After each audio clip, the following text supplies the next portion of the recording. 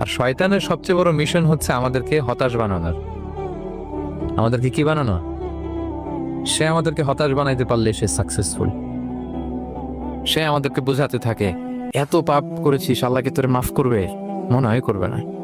এত পাপ হয়ে গেছে, এত অন্যায় হয়ে গেছে, মনে হয় আল্লাহ আর পাপ করবে, মাফ করবে না। যা হয়েছে হয়েছে, আরেকটু কর, আরেকটু এনজয় করতে থাক, আরেকটু গা ভাসায় দে পাপের সাগরে। এরকম আপনারে প্রভোগ করতে থাকে সে।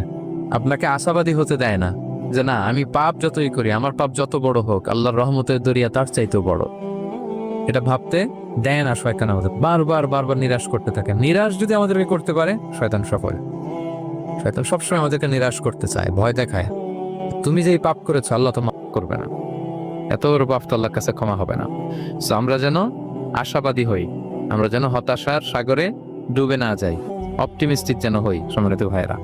এবং ইউসুফ আলাইহিস সালাম কিন্তু এক্ষেত্রে আমাদের জন্য আদর্শ। তিনি আশাবাদী ছিলেন এবং শেষ পর্যন্ত লড়াই করে গিয়েছেন, নিরাশ হওয়া যাবে না।